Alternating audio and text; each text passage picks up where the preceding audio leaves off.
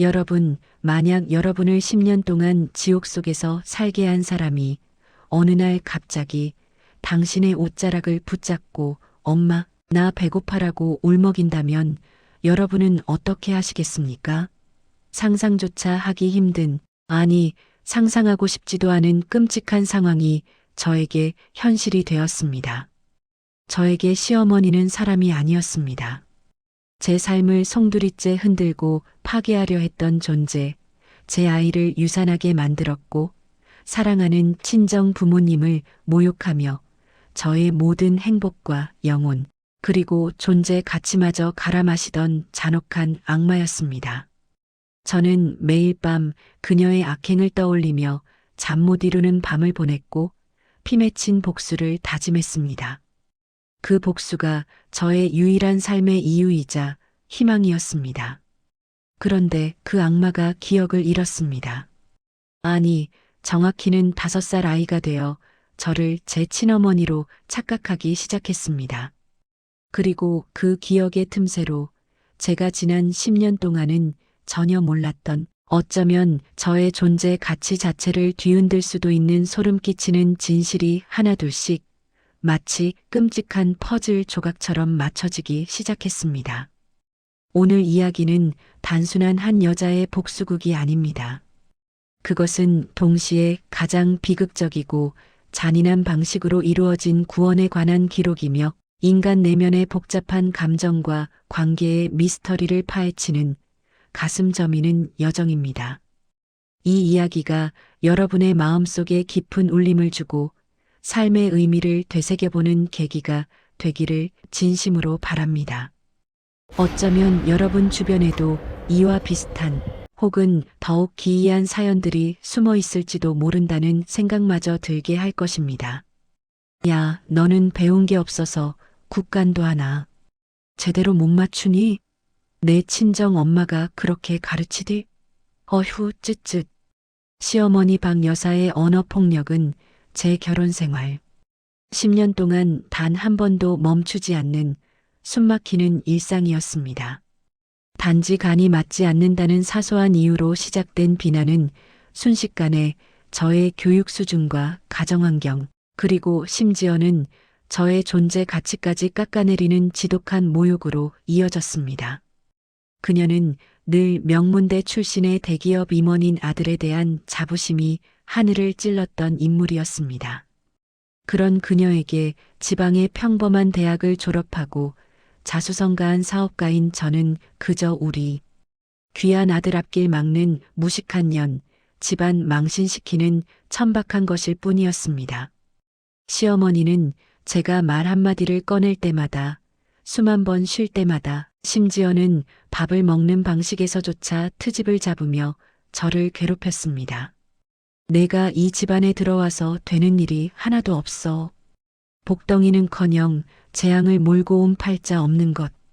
매일같이 쏟아지는 그녀의 독설에 저는 점점 더 왜소해지고 자신감을 잃어갔습니다. 저는 웃음을 잃었고 사람들을 만나는 것이 두려워졌습니다. 제 자존감은 바닥을 치고 존재의 의미마저 흔들리는 지경에 이르렀습니다. 마치 거대한 바위가 저를 짓누르는 듯한 고통과 압박감 속에서 저는 매일 밤을 눈물로 지새워야 했습니다. 그녀의 말 한마디 한마디는 비수가 되어 제 심장을 꿰뚫었고 저는 살아도 사는 것 같지 않은 껍데기만 남은 삶을 살고 있었습니다. 이 고통스러운 시간은 언제 끝날까? 저는 매일같이 신에게 구원을 빌었습니다. 이 지옥 같은 결혼 생활의 결정적인 사건은 3년 전이었습니다. 과도한 업무와 시어머니의 스트레스 속에서 어렵게 찾아온 생명. 저희 부부에게는 기적과도 같았던 아이를 유산했을 때 저는 세상이 무너지는 것 같은 절망감과 함께 삶의 의미를 잃었습니다. 병실에 누워 서럽게 울고 있던 저에게 찾아온 그녀가 던진 첫마디는 지금도 제 귀에 생생하게 박혀 지워지지 않는 악몽으로 남아 있습니다. 그녀는 차가운 눈빛으로 저를 내려다보며 말했습니다.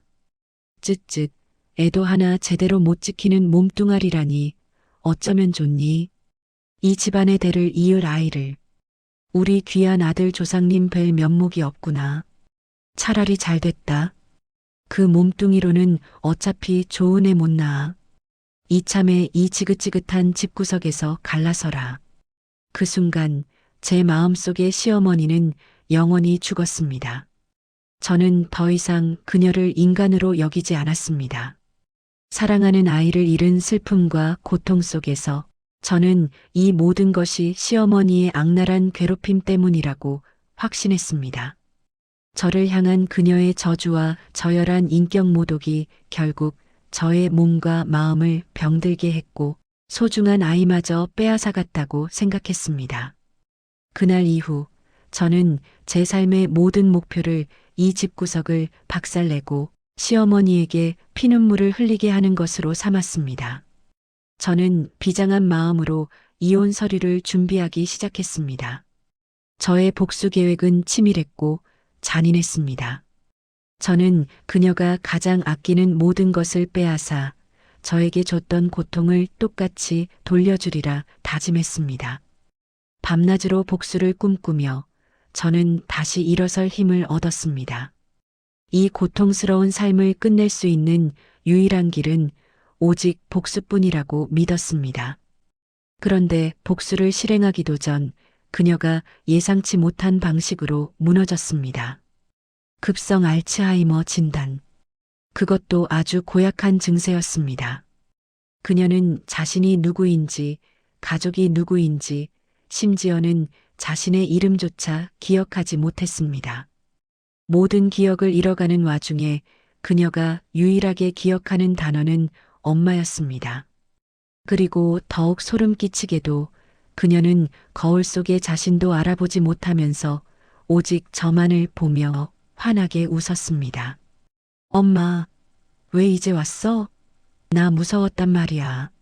엄마, 나 배고파. 쭈글쭈글한 얼굴에 주름진 손으로 제 옷자락을 붙잡고 울먹이는 그녀의 모습은 제가 알던 잔인하고 냉혹한 시어머니의 모습과는 너무나 달랐습니다. 마치 5살짜리 어린아이처럼 순수하고 연약해 보였습니다. 저는 혼란스러웠습니다. 이 사람은 내가 그토록 증오하던 그 악마가 맞는가? 아니면 이것 또한 나를 괴롭히기 위한 새로운 연극인가?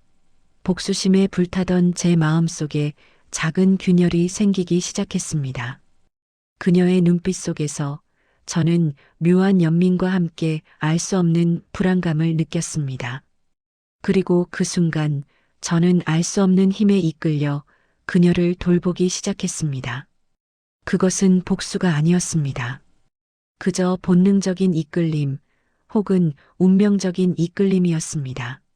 마치 거대한 실타래에 얽힌 것처럼 저는 그녀의 곁을 떠날 수 없었습니다. 그녀를 요양원에 보내버리려 짐을 정리하던 날, 저는 안방 장롱 깊숙한 곳에서 잠금장치가 된 낡은 철제 상자를 발견했습니다. 먼지가 수북이 쌓인 그 상자는 마치 오랫동안 잊혀있던 비밀을 간직하고 있는 듯 했습니다. 호기심과 함께 묘한 불길함이 저를 감쌌습니다. 겨우 녹슨 잠금장치를 풀고 상자를 열었을 때 그 안에는 제가 지난 10년 동안 그녀를 악마라고 믿게 했던 모든 상황을 뒤집는 미스터리한 물건들이 들어 있었습니다. 가장 먼저 눈에 들어온 것은 빛바랜 사진 한 장이었습니다. 흑백 사진 속에는 젊은 시절의 제 친정, 엄마와 활짝 웃고 있는 젊은 시어머니의 모습이 나란히 담겨 있었습니다. 두 사람은 너무나 다정해 보였습니다. 마치 오랜 친구처럼 자매처럼 서로에게 기댄 채 환하게 웃고 있었습니다. 그리고 그 사진 아래에는 사제문이라고 적힌 누런 종이 뭉치들이 가득했습니다. 수십 장의 종이에는 알아보기 힘든 흘려 쓴 글씨로 빼곡하게 무엇인가 적혀 있었습니다. 심장이 쿵쾅거렸습니다. 이 상자 안에 대체 무슨 비밀이 숨겨져 있는 걸까? 저는 떨리는 손으로 종이 뭉치들을 집어들었습니다. 종이들은 오랜 세월의 흔적을 담고 있었고 잉크는 희미해져 있었습니다. 하지만 그 속에 담긴 내용은 저의 지난 삶을 송두리째 뒤흔들기에 충분했습니다. 그 순간 제 직감은 이 상자 속의 비밀이 저의 지난 10년의 삶, 그리고 저의 모든 복수심을 뒤흔들 것이라는 것을 예고하고 있었습니다. 마치 폭풍 전야의 고요함처럼 저는 거대한 진실 앞에 서 있음을 직감했습니다. 상자 속 서류를 통해 밝혀진 진실은 그야말로 충격적이었습니다. 저를 유산으로 몰고 갔던 극심한 스트레스의 원인, 그것은 시어머니의 독설 때문이 아니었습니다. 사실은 저의 완벽한 남편, 즉 그녀의 아들의 외도와 상습적인 도박 빚 때문이었습니다. 남편은 제가 임신했을 때부터 상습적으로 외도를 저지르고 있었고 회사 공금을 횡령하여 막대한 도박 빚까지 지고 있었습니다. 시어머니는 아들의 추악한 치부를 덮기 위해 스스로 악역을 자처하며 저를 밀어냈던 겁니다. 그 종이 뭉치 속에는 남편의 외도 증거 사진들과 도박 빚으로 인한 협박 편지, 그리고 시어머니가 남편의 빚을 갚아주면서 썼던 각서들이 빼곡히 담겨 있었습니다. 내가 정이 떨어져서 이 집을 나가야 저 나쁜 놈한테 안 붙잡히고 내 인생 살 거 아니냐. 저놈은 내가 낳았지만 천하의 개자식이다. 내가 도망쳐야 해. 내가 악독한 시어머니 역할을 할 테니 너는 이혼하고 자유를 찾아라. 치매로 인해 기억이 뒤섞인 상태에서도 그녀의 입에서 흘러나오는 그 중얼거림은 저의 심장을 산산조각 냈습니다. 영수가 미안하다. 내 딸은 내가 지켜야 한다. 내 아들 같은 놈한테서.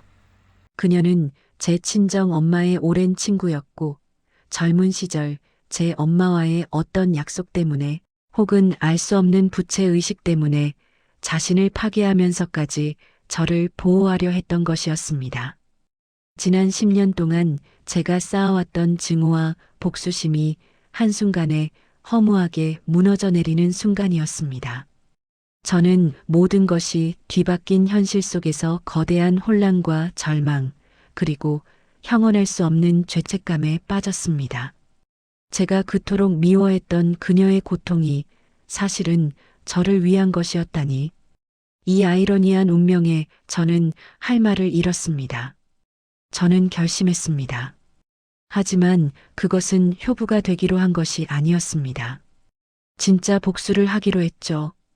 이 복수는 시어머니를 향한 것이 아니라 저의 삶을 망치고 시어머니를 고통 속으로 밀어넣은 남편을 향한 것이었습니다. 저는 시어머니의 재산을 빼돌리려던 남편의 계획을 역이용해 그가 가진 모든 것을 박탈했습니다. 상자 속에서 발견된 시어머니 명의에 숨겨진 재산과 남편의 비리 자료, 그리고 제가 지난 시간 동안 몰래 모아두었던 증거들을 토대로 저는 남편을 상대로 모든 법적 절차를 밟았습니다. 위자료 청구 소송, 재산 분할 소송, 그리고 업무상 횡령 및 도박 혐의 고발까지 효자 코스프레를 하며 온갖 미사여구를 늘어놓던 남편은 법정에서 모든 진실이 밝혀지자 순식간에 추악한 민낯을 드러냈습니다. 언론은 그의 몰락을 대대적으로 보도했고 남편은 사회적으로 매장당했습니다. 법정에서의 그의 표정은 경멸스러웠습니다. 한때 저의 남편이었던 그가 바닥까지 떨어지는 모습을 보면서도 저는 일말의 동정심도 느끼지 못했습니다. 저는 더 이상 과거에 약하고 무지한 여자가 아니었습니다. 저는 지난 10년 동안 시어머니에게서 배운 독한 마음과 사업가로서의 냉철함을 이용해 저에게 고통을 준 모든 이들에게 완벽한 복수를 선사했습니다. 그리고 그 과정에서 저는 잃었던 저 자신을 되찾았습니다. 저의 자존감은 회복되었고 저는 더 강하고 현명한 사람으로 다시 태어났습니다. 모든 소송이 끝나고 지루했던 법정 공방도 막을 내린 뒤 저는 아무도 없는 병실에서 시어머니와 마주 앉았습니다. 창밖은 이미 어둠이 깔려 있었고 병실 안에는 희미한 간접등만이 공간을 채우고 있었습니다. 병실 특유의 소독약 냄새와 고요함 속에서 제 마음은 한없이 복잡해졌습니다. 제 손을 꼭 잡고 잠든 그녀의 얼굴은 너무나 작고 나약했습니다. 한때 저를 그토록 공포에 떨게 했던 그 눈빛은 이제 어떠한 감정도 담겨있지 않은 순수한 어린아이의 그것이었습니다. 그때 그녀가 잠꼬대처럼 중얼거렸습니다. 영수가, 영수가, 내가 내 딸은 지켰다. 미안하다, 정말 미안해. 내 아들놈 닮지 않게. 저 아이는 고귀하게 살게 지켰어. 이제 나 데려가라. 그녀의 목소리는 너무나 가녀렸지만 그 속에 담긴 진심은 제 가슴을 강하게 울렸습니다. 저는 지난 10년간 그녀를 오해하고 미워했던 저의 무지함을 반성했습니다. 그녀는 제 친정 엄마의 오랜 친구였고 젊은 시절 제 엄마와의 어떤 약속 때문에 혹은 알 수 없는 부채의식 때문에 자신을 파괴하면서까지 저를 보호하려 했던 겁니다. 그녀의 희생은 저의 복수심을 산산이 부수고 그 자리에 깊은 연민과 이해를 남겼습니다. 저는 그동안 그녀를 향해 품었던 모든 증오가 한순간에 눈 녹듯 사라지는 것을 느꼈습니다. 그 대신 마음 한켠에 따뜻하면서도 애틋한 감정이 차올랐습니다. 저는 처음으로 그녀를 어머니라 불렀습니다. 진심을 담아 목이 메어 나오는 소리로 그녀를 불렀습니다. 복수가 끝난 자리에 남은 건 허무함이 아니라 기묘한 연민이었습니다. 그리고 깨달았습니다. 저는 그녀를 용서한 것이 아니었습니다. 어쩌면 그녀는 저에게 용서를 구할 필요조차 없는 사람이었는지도 모릅니다. 대신 저는 그녀를 이해하게 되었고 그 이해 속에서 저 또한 구원받았음을 느꼈습니다.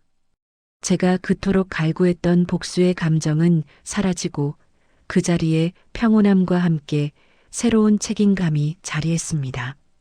저는 그녀의 마지막 길을 지키기로 했습니다. 그것이 자신을 지옥에 밀어넣으면서까지 저를 구하려 했던 한 여인에 대한 저의 마지막 예의이자 저의 상처를 치유하는 유일한 길이었습니다. 그녀는 비록 기억을 잃었지만 저에게는 새로운 어머니가 되어 주었습니다. 그녀는 이제 저의 과거의 시어머니가 아니라 현재의 연약한 아이이자 미래에 제가 돌봐야 할 소중한 존재가 되었습니다. 인생은 참으로 알 수 없습니다. 가장 증오했던 사람이 사실은 나를 가장 깊이 사랑했던 사람이었다는 이 비극적인 장난을 저는 어떻게 받아들여야 할까요? 저는 그녀의 손을 잡고 조용히 눈을 감았습니다. 그리고 저의 새로운 삶을 다짐했습니다. 그녀가 지켜준 삶, 이제는 제가 지켜줄 차례였습니다. 이 복잡한 감정들을 안고 저는 새로운 삶의 페이지를 열어갑니다. 그녀의 손을 놓지 않고 끝까지 함께 걸어갈 것입니다. 오늘 사연 여러분은 어떻게 들으셨나요? 증오의 끝에서 만난 진실이 여러분에게도 어떤 울림을 주었길 바랍니다. 우리가 살면서 마주하는 관계들 속에서 오해와 진실이 어떻게 뒤얽히는지, 그리고 그 속에서 인간이 어떻게 성장하고 변화하는지에 대해 다시 한번 깊이 생각해 볼 수 있는 시간이 되었으면 좋겠습니다. 때로는 가장 가까운 사람조차 우리가 모르는 비밀을 간직하고 있을 수 있다는 사실을 기억하며 섣부른 판단보다는 깊은 이해와 소통이 얼마나 중요한지 깨닫는 계기가 되었으면 합니다. 우리의 삶 속에서 소중한 인연에 대해 다시 한번 곱씹어보는 밤이 되셨으면 좋겠습니다. 여러분의 삶 속에도 숨겨진 진실과 구원의 이야기가 있을지도 모른다는 생각을 해봅니다. 구독과 좋아요는 저에게 큰 힘이 됩니다. 더 좋은 이야기로 다시 찾아오겠습니다. 시청해주셔서 진심으로 감사합니다.